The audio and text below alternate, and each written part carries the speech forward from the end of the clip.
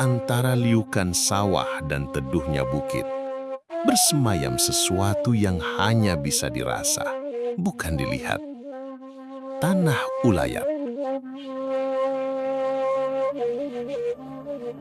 Warisan yang tak tertulis tapi hidup dalam setiap detak budaya Minangkabau.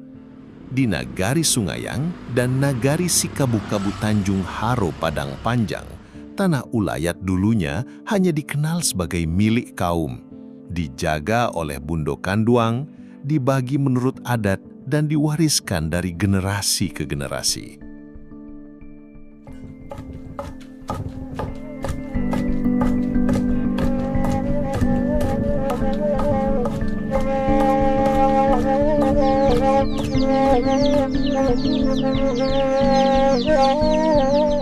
Tanah Ulayat merupakan hak komunal yang sebenarnya antara kesatuan masyarakat hukum adat dengan Tanah Ulayat itu tidak dapat terpisahkan, karena memang Ulayat merupakan simbol bagi masyarakat hukum adat. Pentingnya Tanah Ulayat tentu saja sama halnya dengan nyawa dengan raga. Tanah Ulayat di Minangkabau itu sebetulnya itu ada Tanah Ulayat kaum, Tanah Ulayat nagari, Tanah Ulayat suku. Ada juga yang bilang Tanah Ulayat raja. Tapi yang secara umum lebih banyak itu adalah suku, kaum, dan nagari. Hak milik seperti ini, hak milik Bundo, satu kata dalam bahasa Indonesia. Tapi di Minangkabau dibagi hak dan milik. Harta atau disebut juga sako dan pusako. Sako itu gelaran yang tidak nampak, milik kaum. Kemudian pusako itu yang nampak, rumah gadang, sawah ladang, tapian tempat mandi, pandam pekuburan, dan segala macam ladang itu. Jadi pemilik atau yang dari sako dan pusako itu perempuan. Tidak boleh dibagi, tidak boleh dijual. Itu dasarnya karena nenek moyang orang Minang itu dulu sudah punya pikiran bahwa bumi Allah ini tidak pernah bertambah luasnya. Nah, sementara anak cucunya terus berkembang. Dan untuk itu dia berpikiran dalam konsepnya membuat aturan itu, semiskin-miskin anaknya, cucunya nanti masih punya sebidang tanah untuk tempat mendirikan rumah dan sepiring sawah untuk market dia. Yang menjadi persoalan di dalam masyarakat Minang itu tanah pusaka tinggi itu, atau disebut ulayat. Jadi terjadi pergeseran karena titik pandang melihat tanah ulayat itu hanya pada titik atau fokus ekonomi. Kalau fokus kita pendekatan ekonomi, itu ujung-ujungnya kan keuntungan untuk siapa? Tapi zaman bergerak dan perubahan tak selalu datang dengan pemahaman. Emang terjadi fenomena di negara kami itu penebangan pinus di rumah. Kami mencoba melaporkan kegiatan anak kemerdekaan kami menebang kayu secara masif, massal, dan ilegal.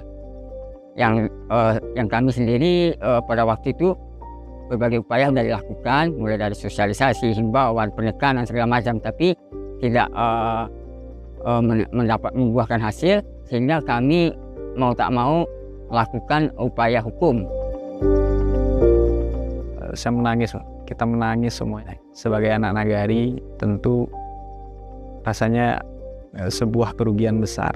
Sehingga hari ini kondisinya dari 150 hektar lebih kurang hutan yang tadinya dipenuhi dengan hutan pinus, hari ini gundul.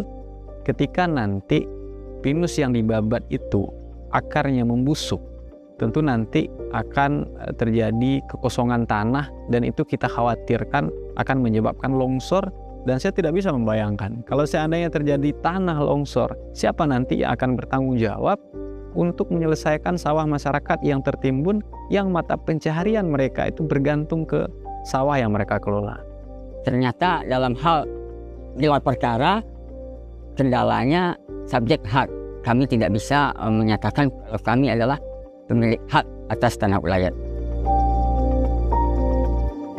Di dalam indise staatsrechtelijk sendiri ya, di dalam regering ya konstitusi dia Belanda itu sudah mengakui ada tanah ulayat, ada hak masyarakat komadat.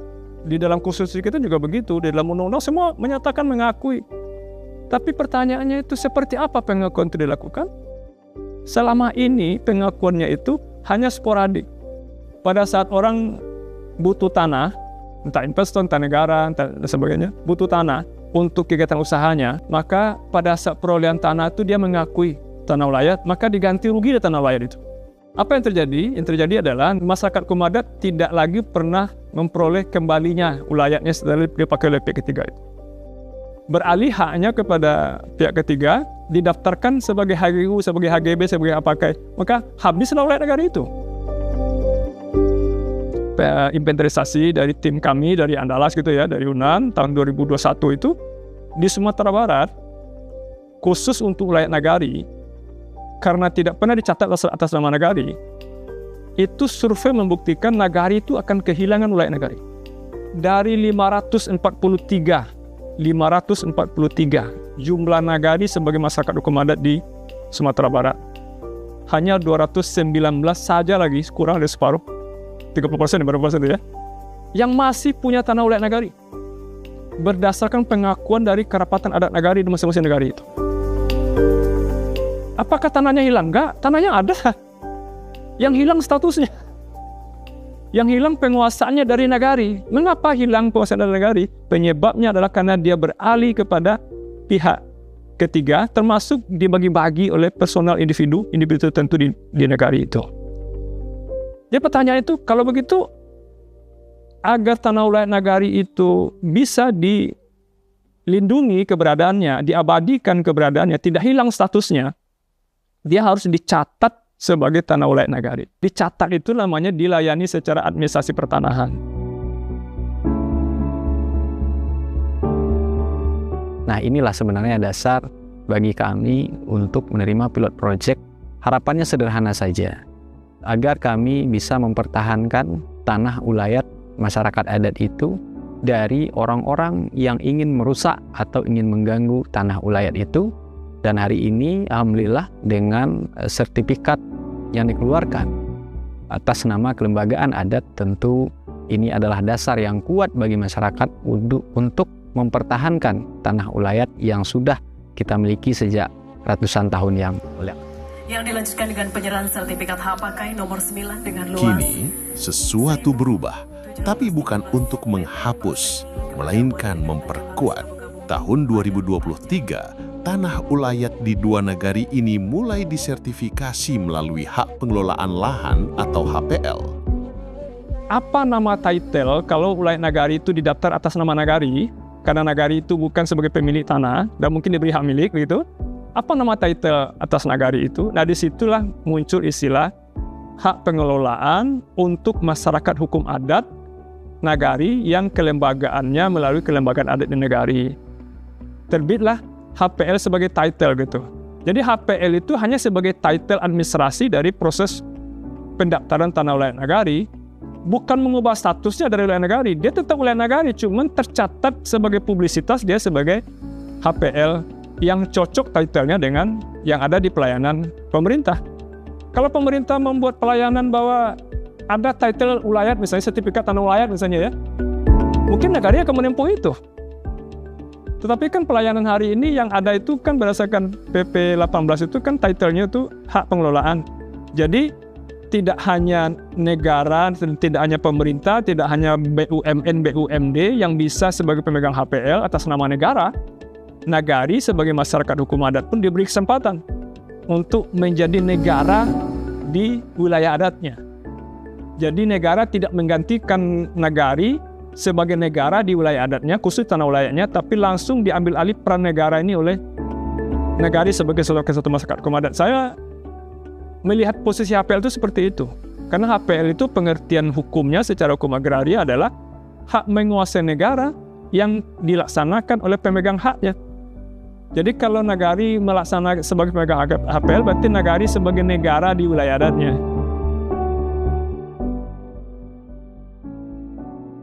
Inilah bentuk perlindungan hukum. Kita perlu, sangat perlu. Suatu saat kita akan meninggalkan dunia ini, yang kita sisakan apa? Yang kita sisakan adalah catatan positif bahwa kita telah mendaftarkan tanah ini untuk menjaganya demi anak cucu kita di masa depan. Itulah tujuannya pendaftaran tanah ulayat ini. Melalui Kementerian ATR BPN, hingga saat ini sudah ada 10 sertifikat HPL tanah ulayat yang diterbitkan. Itu ada 6 di Kabupaten Tanah Datar, kemudian ada 3 di Kabupaten 50 Kota, dan kemudian ada 1 di Kota Pariaman. Ini bismillah adalah jalan kita, ikhtiar kita untuk mempertahankan tanah ulayat. Dari itu para nimama, para datuk semua yang telah mengambil kesimpulan bahwa tanah ulayat ini kita sertifikatkan sebuah kesimpulan yang cerdas. Karena tanah-tanah yang berperkara adalah tanah-tanah yang belum bersertifikat. Sungayang menjadi lokasi pendampingan pertanian oleh Kementerian ATR BPN. Sedangkan Sikabukabu Tanjung Haro Padang Panjang membangun harapan melalui program ekowisata berbasis adat dan alam. Kita juga membekali sebenarnya masyarakat hukum adatnya bagaimana merencanakan, bagaimana membuat perencanaan terhadap tanah ini. Tanah ini tata ruangnya bisa untuk apa? Apakah bisa untuk pertanian, bisa untuk perumahan, bisa untuk pariwisata. Jadi itu sebenarnya kita mendampingi juga sampai di situ. Jadi pasca penerbitan hak HPL, hak ulayatnya itu pun sebenarnya kita dampingin terus gitu. Itu peranan BPN di situ. Dan kita sepakat untuk mengelola hutan pinus yang masih tersisa tadi, yang masih tersisa sekitar 10% itu, dan hari ini kita manfaatkan untuk membangun unit usaha dari BUMDes kita atau BUMNAK, Badan Usaha Milik Nagari.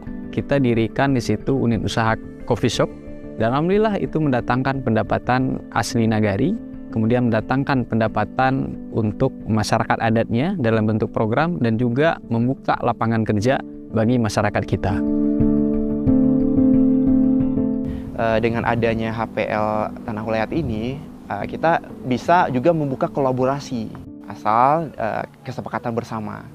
Apakah itu baik itu nenek mama, pemerintah adat, pemerintah nagari, pemuda-pemudi, dan juga lembaga-lembaga yang terlibat di dalamnya gitu. Memberikan pemasukan yang lebih besar terhadap nagari atau desa ini, seperti itu. Nah, buktinya dengan adanya Volka seperti ini, tanpa merusak hutan, tanpa merusak lingkungan, kita bisa menghasilkan. Dalam 2 tahun, kita udah BEP, kita udah memberi lapangan pekerjaan kepada masyarakat, dan juga kita udah ikut serta lomba juga ke sana ke sini, alhamdulillah dapat juara seperti itu.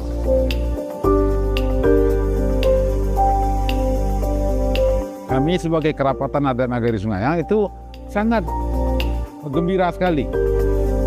Istilahnya kalau orang Minang bilang pucuk dicinto ulam tibo. Jadi dalam hal ini yang kami inginkan selama ini turun hujan dari langit bagi kami, seolah-olah seperti turun hujan dari langit.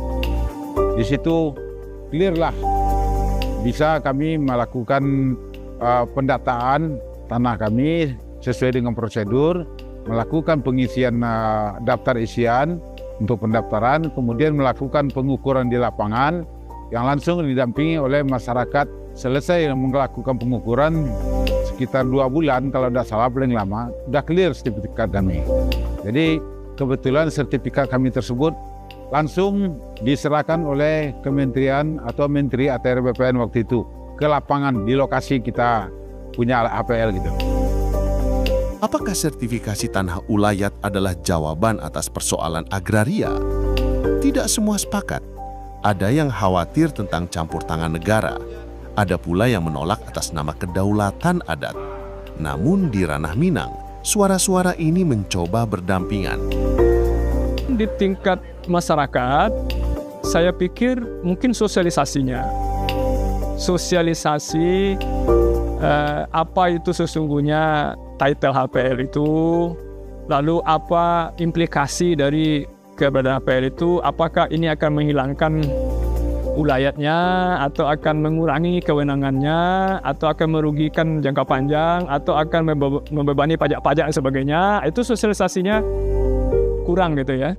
Saya meyakini kalau sosialisasinya tuntas, kelompok yang masyarakat tadi itu yang objektif ya, yang tidak punya kepentingan politis dan kepentingan pragmatis tadi itu akan bisa pelan-pelan akan disampaikan sambil dibuktikan sambil jalan oleh nagari yang sudah melaksanakan itu, bahwa apa yang dikhawatirkan selama ini oleh masyarakat itu tidak terbukti. Kalau Bundo mengharapkan tentu tidak mungkin hukum adat aja, tapi ada keselarasan kedua-duanya. Jadi mereka kedua hukum itu tidak saling meniadakan, tidak saling merugikan. Itu yang harus dicari solusinya. Gimana sehingga aturan adat ini tidak terlecehkan dan hukum positif negara juga tidak terlecehkan. Sebab bagaimanapun sebagai warga negara Indonesia itu tidak boleh juga kita melanggar. Tapi sebagai warga yang sudah ada sebelum Indonesia ini ada, tentu tidak boleh juga dilecehkan. Bundo Kanduang tetap memegang kendali pusako. Tokoh adat tetap menjadi penjaga batas dan negara hadir, bukan mengambil, tapi mengakui dan mendampingi. Itulah bentuk perlindungan. Jadi ini opsional lagi, tidak ada paksa, negara tidak akan mengambil alih. Mau didaftar silahkan, tapi kita memberikan saran lebih baik terjaga daripada nanti belakang hari kita nggak tahu. Yang ada sekarang mungkin punya niat baik untuk menjaga anak cucu kita tidak tahu apa yang akan terjadi di masa depan. Negara mengakui hak wilayah sepanjang eksistensinya masih ada, di mana di situ kita sudah mencoba bagaimana supaya eksistensi masyarakat hukum adat dan tanah ulayatnya itu diakui. Dengan terdaftarnya tanah-tanah masyarakat hukum adat ini, tanah ulayat masyarakat hukum adat ini akan memberikan dampak ekonomi yang bagus untuk masyarakat hukum adatnya. Kenapa? Karena tanah-tanah itu benar-benar bisa dimanfaatkan, bisa dikerjasamakan, dan bisa lebih produktif. Di antara adat dan hukum negara, ada harapan yang tumbuh. Di tanah ulayat ranah Minang, kami tidak sedang kehilangan jati diri.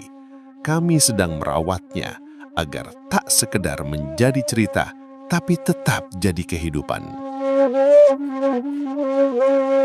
Sebenarnya orang Minang ini tidak sulit, kalau menurut Bundo. Tapi masuk akal. Dan mereka meyakini itu tidak merugikan mereka. Tanah ulayat itu memang betul-betul dapat dimanfaatkan oleh masyarakat Minang. Terutama tentu perempuan yang menjadi punca dari sistem kekerabatan matrilineal Minangkabau itu. Awak mendapat, orang jangan kehilang. Nah, kalau kini kan banyak pengusaha-pengusaha, investor mendapat tapi orang Minang kehilangan. Tidak dapat apa-apa, dapat cuma menonton aja.